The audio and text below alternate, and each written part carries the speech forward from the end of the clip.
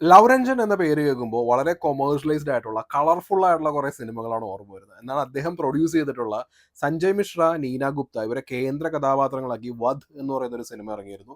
തിയേറ്ററിൽ ഇറങ്ങിയപ്പോൾ വലിയ ചലനങ്ങളൊന്നും സൃഷ്ടിച്ചില്ല. അത് ആക്ച്വലി ഫ്ലോപ്പ് ആയിരുന്നു. പക്ഷേ നെറ്റ്ഫ്ലിക്സിൽ ഈ സിനിമ സ്ട്രീം ചെയ്യാൻ തുടങ്ങിയപ്പോൾ ഒരുപാട് ആളുകൾ കണ്ടു. വളരെ നല്ല അഭിപ്രായമൊക്കെ നേടി. അങ്ങനെയാണ് വധ് 2 എന്ന് പറയുന്ന ഈ സിനിമയിലേക്ക് എത്തിയിരിക്കുന്നത്. ആക്ച്വലി വധ് ഫസ്റ്റ് പാർട്ട് നിങ്ങളത് കണ്ടിട്ടില്ല എന്നുണ്ടെങ്കിൽ ദൃശ്യം പോലെയൊക്കെ തന്നെയാണ്. അതായത് ഈ സമൂഹത്തിന് ആവശ്യമില്ലാത്ത ഒരുത്തൻ അവനെ നൈസായിട്ട് മുകളിലേക്ക് അങ്ങ് അയക്കും. പക്ഷേ ഇവിടെ നിയമമുണ്ട്, നിയമപാലകരുണ്ട്, അവരിൽ നിന്ന് രക്ഷപ്പെടണം. അതിനേക്കാൾ ഉപരി ഈ കൊല്ലപ്പെട്ടവൻ വളരെ വൃത്തികെട്ട ഒരുത്തനായതുകൊണ്ടും അവൻ്റെ കൂട്ടാളികൾ മുഴുവൻ ഇവനെപ്പോലുള്ള വൃത്തികെട്ടവന്മാരായതുകൊണ്ടും നിയമത്തിൽ നിന്നും നിയമപാലകരിൽ നിന്നും രക്ഷപ്പെടേണ്ടതുപോലെ തന്നെ ഇവരിൽ നിന്നും കൂടി രക്ഷപ്പെടേണ്ട ആവശ്യമുണ്ട് ഈ വയസ്സായിട്ടുള്ള വൃദ്ധ ദമ്പതികൾക്ക്. അതിനുവേണ്ടി അവർ ചെയ്യുന്ന കുറച്ച് കാൽക്കുലേഷൻസും മൈൻഡ് ഗെയിമും തുടങ്ങിയ കാര്യങ്ങളൊക്കെയാണ് വധ് എന്ന് പറയുന്ന സിനിമ. ഫസ്റ്റ് പാർട്ട് നിങ്ങൾ കണ്ടിട്ടില്ല എന്നുണ്ടെങ്കിൽ കണ്ടു നോക്കുക. വളരെ നല്ലൊരു സിനിമയാണ്. ഈ ഫസ്റ്റ് പാർട്ടിൻ്റെ ഒരു സ്പിരിച്വൽ സീക്വൽ ആയിട്ടാണ് വധ് 2 എന്ന് പറയുന്ന സിനിമ വന്നിരിക്കുന്നത്. ആക്ച്വലി ഫസ്റ്റ് പാർട്ടിൻ്റെ കണ്ടിന്യൂവേഷൻ ഒന്നും അല്ല. അതുകൊണ്ട് നിങ്ങൾക്ക് ആ സിനിമ കണ്ടിട്ടില്ല എന്നുണ്ടെങ്കിൽ വധ് 2 എന്ന് പറയുന്ന സിനിമ കാണാം. ഇതിൻ്റെ കഥ നടക്കുന്നത് ഒരു ജയിലിലാണ്. അപ്പോൾ അവിടുത്തെ ജയിലിൽ ജോലി ചെയ്യുന്ന ആളുകൾ, പിന്നെ ജയിലിലെ തടവുകാർ, ഈ രീതിയിലൊക്കെയാണ് ഇതിൻ്റെ കഥയൊക്കെ പോകുന്നത്. ആക്ച്വലി ഞാൻ ഈ സിനിമ കണ്ടതിന് ശേഷം ഇതിൻ്റെ ട്രailer കണ്ടു. ട്രailer കണ്ടു കഴിഞ്ഞപ്പോൾ നമ്മൾ എന്തൊക്കെ ശ്രദ്ധിക്കണം തുടങ്ങിയ കാര്യങ്ങളെല്ലാം ഈ ട്രailerൽ കാണിച്ചിട്ടുണ്ട്. എനിക്ക് ഈ സിനിമ കണ്ടപ്പോൾ ഉണ്ടായിരുന്ന ഒരു പ്രശ്നം എന്ന് പറഞ്ഞിട്ടുണ്ടെങ്കിൽ എല്ലാം എ ടു സെഡ് തുടക്കം മുതൽ അവസാനം വരെയുള്ള എല്ലാ കാര്യങ്ങളും വളരെ പ്രഡിക്റ്റബിൾ ആണല്ലോ എന്നുള്ളൊരു ചിന്ത ഉണ്ടായിരുന്നു. അതിനുശേഷം ഞാൻ പടം കണ്ട് ട്രailer കണ്ടപ്പോഴാണ് മനസ്സിലായത് നമ്മൾ കാണണം എന്ന് ഉദ്ദേശിച്ചിരിക്കുന്ന എല്ലാ കാര്യങ്ങളും, കാരണം ചില സീക്വൻസും കാര്യങ്ങളൊക്കെ കാണുമ്പോൾ നമുക്ക് തുടർന്ന് അങ്ങോട്ട് എല്ലാ കാര്യങ്ങളും ക്ലിക്കാവും.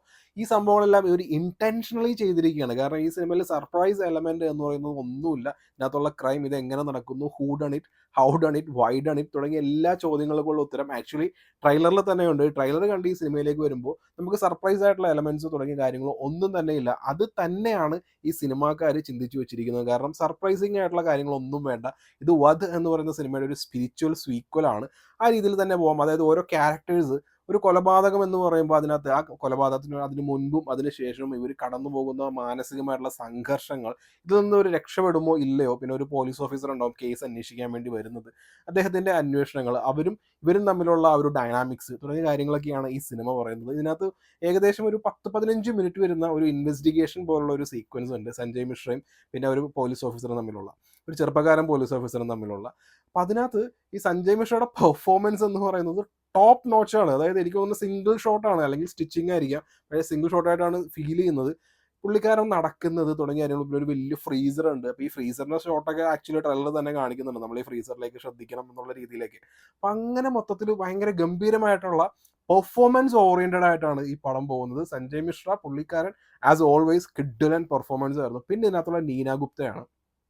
നീന ഗുപ്തയുടെ ക്യാരക്ടർ അതെന്താണ്, അതിൻ്റെ ഒരു ബാക്ക് സ്റ്റോറി തുടങ്ങിയ കാര്യങ്ങളെല്ലാം ഇത് ഞാൻ പറഞ്ഞില്ല, സർപ്രൈസ് എലമെൻറ്റും കാര്യങ്ങളും ഒന്നുമില്ല. ചില നേരത്തെ ഈ ആക്ടേഴ്സിൻ്റെ മാനറിസം, അവരുടെ ബോഡി ലാംഗ്വേജ്, അവരുടെ സിംഗിൾ എക്സ്പ്രഷൻ തുടങ്ങിയ കാര്യങ്ങളിലെല്ലാം നമുക്ക് ഇതിൽ നിന്ന് എല്ലാം മനസ്സിലാക്കി എടുക്കണം എന്ന് തന്നെയാണ് ഇവർ ഉദ്ദേശിച്ചിരിക്കുന്നത്. അതേപോലെ തന്നെയാണ് സ്ക്രീനിൽ വരുന്നത്. ഇത് വളരെ വളരെ പ്രഡിക്റ്റബിൾ ആയിട്ടുള്ള ആദ്യം തൊട്ട് അവസാനം വരെ ഊഹിക്കാവുന്ന കഥയാണെങ്കിൽ പോലും ആ ഒരു സിറ്റുവേഷനിൽ ഈ ക്യാരക്ടേഴ്സിൻ്റെ പെർഫോമൻസ് അതൊക്കെ നമ്മളെ നല്ല രീതിയിൽ എൻ്റർടൈൻ ചെയ്യുന്നുണ്ട് ഈ സിനിമയിൽ. നീന ഗുപ്ത അതിഗംഭീരമായിട്ടുള്ള പെർഫോമൻസ് ആയിരുന്നു.